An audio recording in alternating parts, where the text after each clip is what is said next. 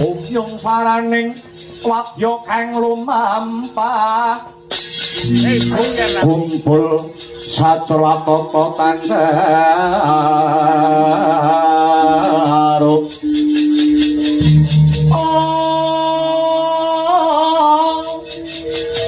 teni ramaparana Allah waja menyemang bending ungkung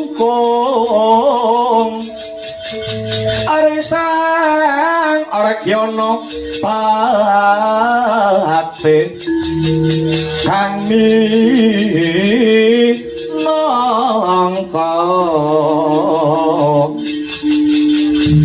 dudu ing prawadya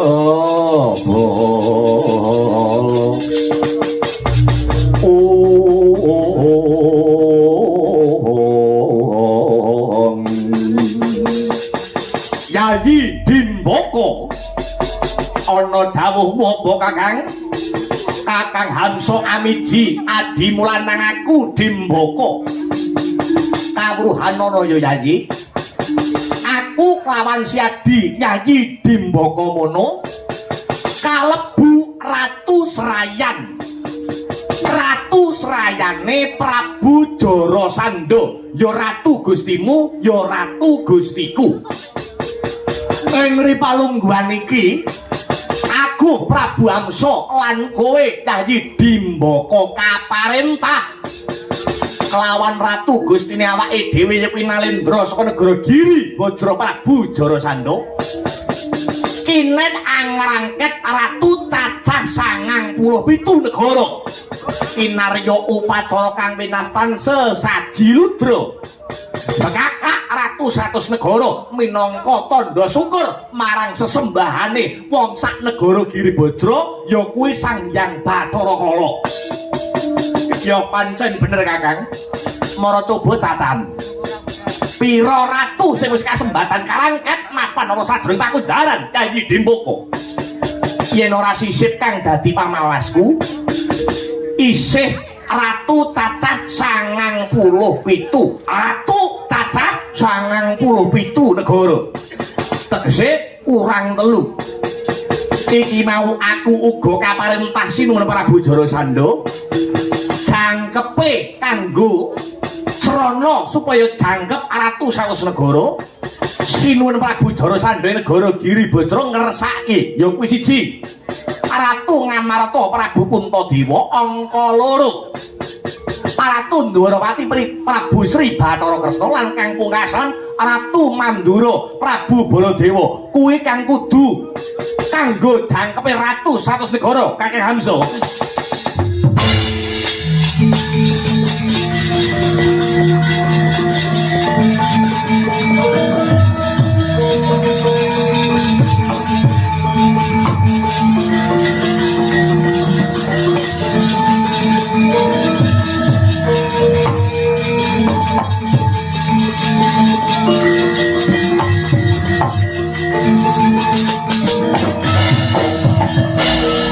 Yaksa Gora rupa ari sedeng Nalendra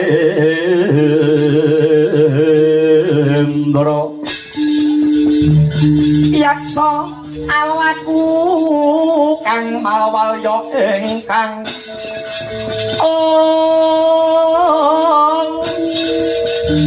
gambira marang nisesiung metu Prabowo Guru mawalian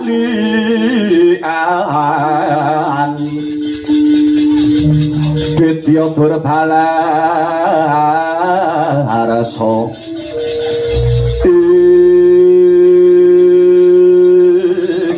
Ngamarta Puntadewa Ndwarawati Kresna Mandura Baladewa pancen bener kaya dene winalik kang dadi rasaku Tokok Teca Mantri lan Belung Saraweta kula wonten dawuh sinuwun kula wonten dawuh juragan piye kira-kira ratu telu sing jenenge Puntadewa Kresna kang sarta Baladewa kuwi gampang apa ora rangketane gampang apa ora cekelane piye lho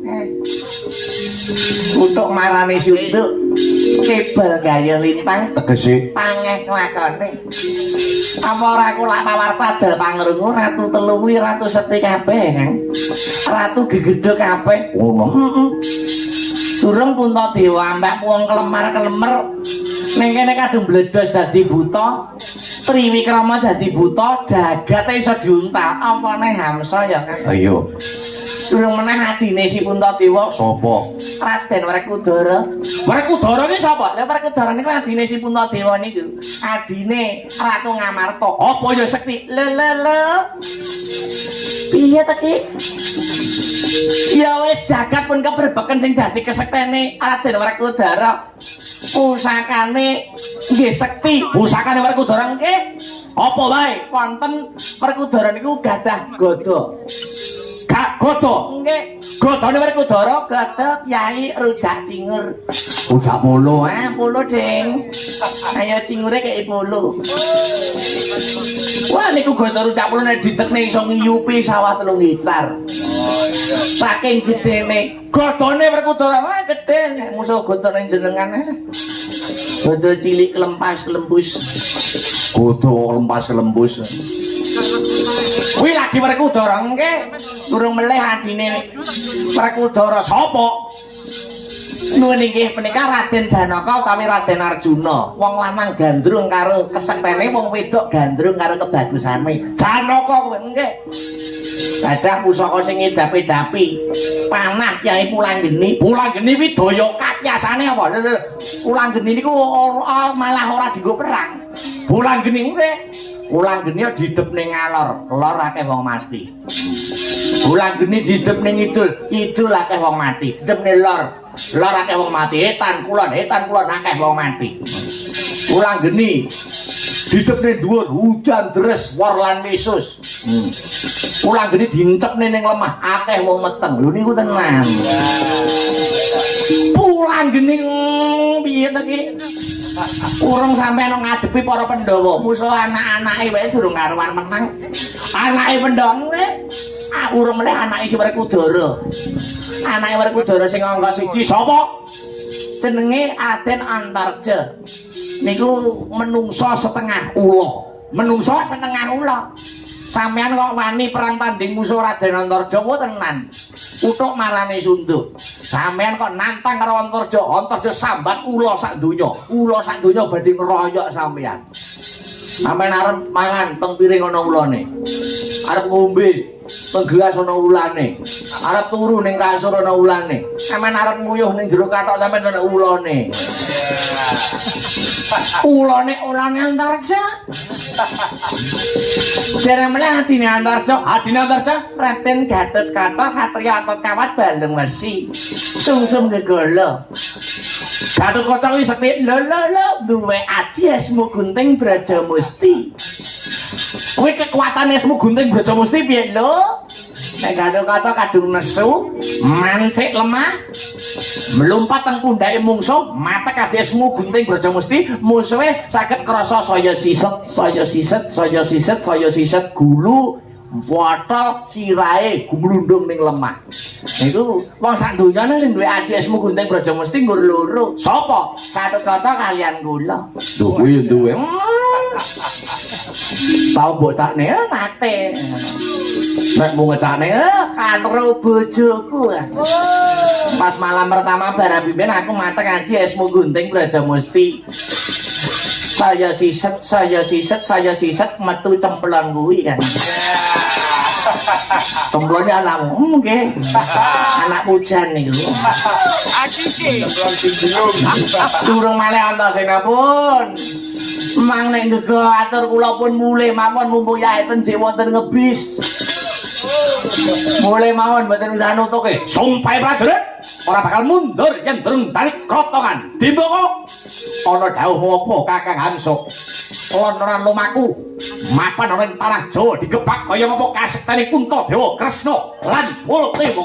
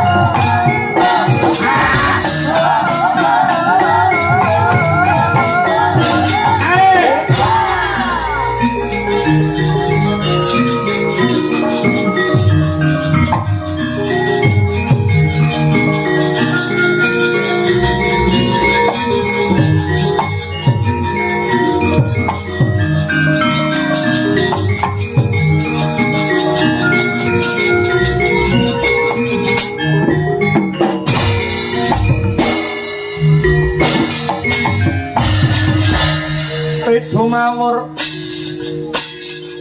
mangawur-awur-wurahan pengarane ngajurit kong makuru kongso tata kaya butula para panjriting rangga hesti menyemang dwaja kang kegiter ora kata ingkang dwaja dwaja layu sebit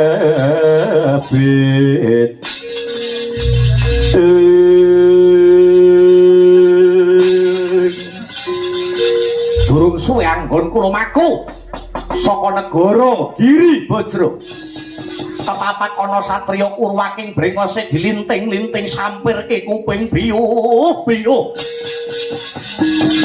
Lakwa sapa kekasihmu? Tambuh marang aku satriya suwuk saka lesan pura Raden Harya Setyaki Singa Mulang Jaya Wresniwira Bima Kunting Edyan meyayak kaya wong cacingen jenenge pirang-pirang bali takon sapa kang dadi cecunduk ing laku Temenggung pangkatku keselatu Gustiku Prabu Hamsa Salokat Katut Barat pancen bener semedya lakumu arep nyang endi pendirangan mripatmu kaya bajingan kelangan lacak sajake kowe duweni niat kang kurang prayoga tumrap katentremaning negara Ngamarta aku arep goleki Ratu Ngamarta Prabu Puntadewa Ratu Ndarawati Prabu Sri Bathara Kresna lawan Ratu Mandura Prabu Baladewa yen wis mbok goleki arep tak bondo tangane tak rangket leboke Pakundaran negara Giri Bojro. Ora susah goleki kang ora ana. Iki Setyaki adep ana Ayanara kang dadi kasektening Wresniwira. Etan pernah apa karo ratu katulune? Dudu sanak dudu kadang yen mati melu kilangan. Bapo babar ngopo etane taran. Gedhemu cilik dur mundhek opat kapita kaya buntute ula tapak angin kejerok kaya manuk branjangan tumpangso. Kebiada taun melengsati kamu hilang nyawamu Setyaki.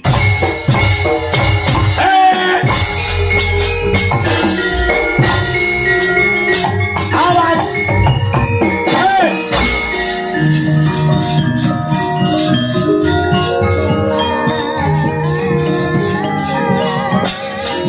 As!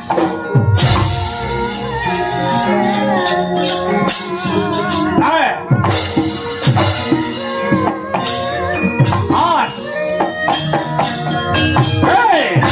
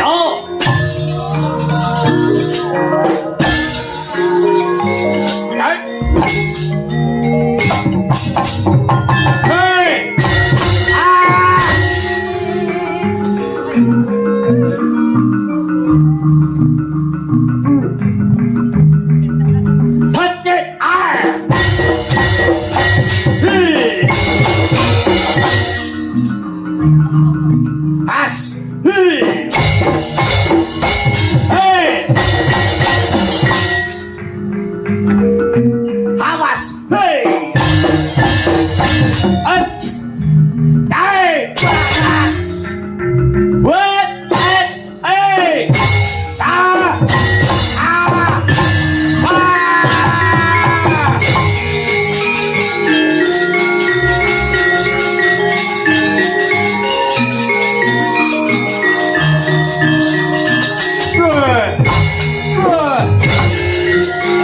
Awas! Hey!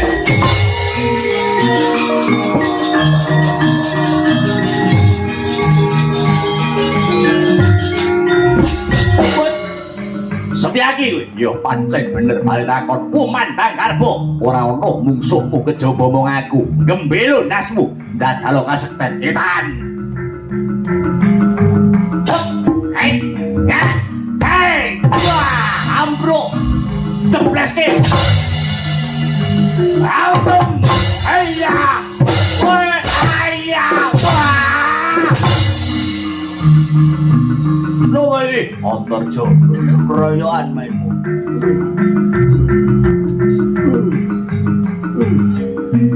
Hei, oh, hei, oh, ha, hei, lo,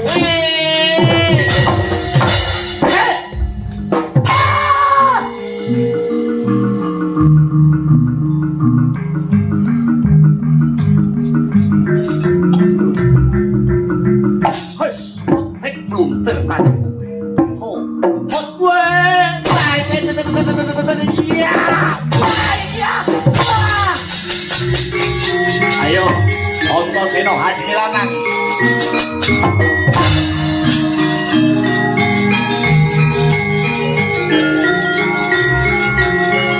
Hai, iyo, hey ho.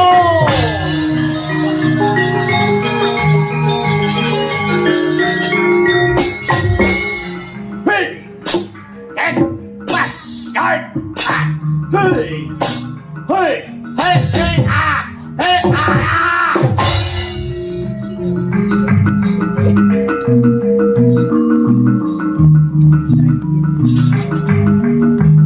Hey, ho, hey, hey, hey, hey, hey, hey, hey, hey, ya, oh, borok pedang lo, hei, hia.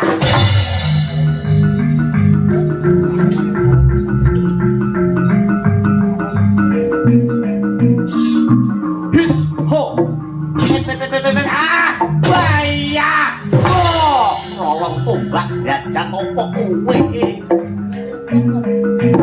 Hei, ayah, ah, ah.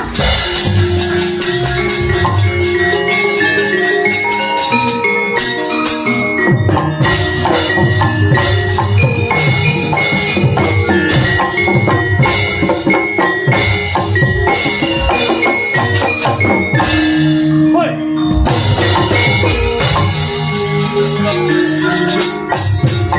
Awas. Hei.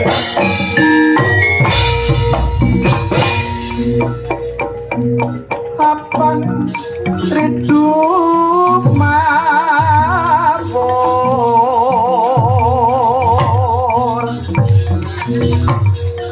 mangawar